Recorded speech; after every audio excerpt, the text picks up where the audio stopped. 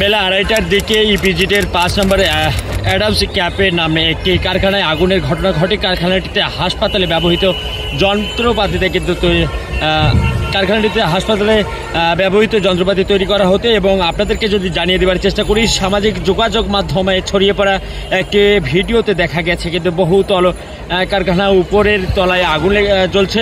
আগুন নিয়ন্ত্রণে কাজ করছে ফায়ার সার্ভিস। এবং অন্যদিকে আপনাদেরকে যদি জানিয়ে দেওয়ার চেষ্টা করি, কারখানাটিতে কত শ্রমিক ছিলেন, কেউ আটকা পড়েছেন কিনা তাৎক্ষণিকভাবে তা জানা যায়নি। তবে আপনাদেরকে জানিয়ে দেওয়ার চেষ্টা করছি, ফায়ার সার্ভিসের অগ্রবাদ নিয়ন্ত্রণ কক্ষ যারাই কারখানায় আগুনের ঘটনা শুনে ফায়ার সার্ভিসের মোট 14টি ইউনিট নিয়ন্ত্রণ কাজ করছে। এবং আপনাদেরকে যদি জানিয়ে দেওয়ার চেষ্টা করি, ইপিজেড থানার ভারপ্রাপ্ত কর্মকর্তা মোহাম্মদ জামির হোসেন কিন্তু জানিয়েছিলেন যে ইপিজেডের ভেতরে একটি কারখানায় আগুন লেগেছে এবং সেখানে কিন্তু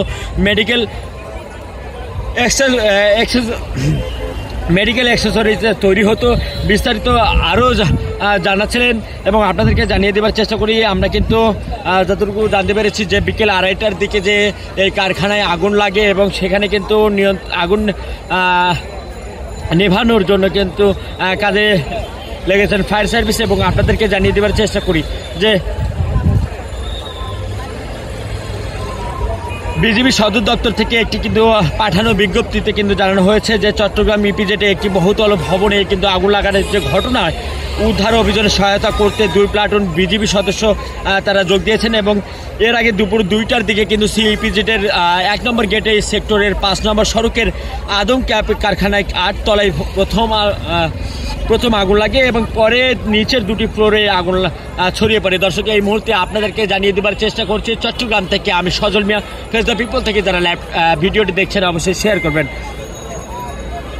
আপনাদেরকে জানিয়ে দেওয়ার চেষ্টা করি, ফায়ার সার্ভিস জানিয়েছিলেন যে দুপুর 2:10 ফায়ার সার্ভিস জানিয়েছিলেন যে দুপুর 2:10 দিকে খবর পায় তারা এবং আগুন নিয়ন্ত্রণে তাদের 17টি ইউনিট কাজ করছে। এবং এছাড়া যোগ দিয়েছে নৌ ও বিমান বাহিনী। আপনাদেরকে জানিয়ে দেওয়ার চেষ্টা করি, কারখানাটিতে হাসপাতালে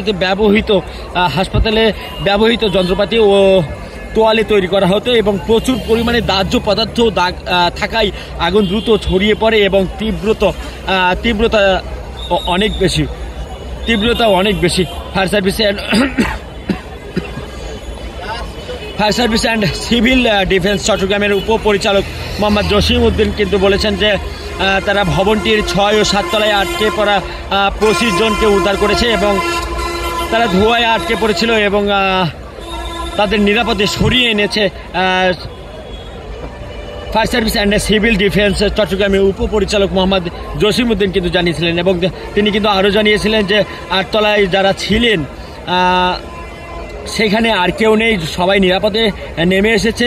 চট্টগ্রামে ইপিজেডের নির্বাহী পরিচালক আব্দুস সোবাহান কিন্তু বলেছেন ফায়ার সার্ভিসের আগুন নিয়ন্ত্রণে কাজ করছে। এখন পর্যন্ত প্রাণহানি বা আহত হওয়ার কোনো সংবাদ পাওয়া যায়নি।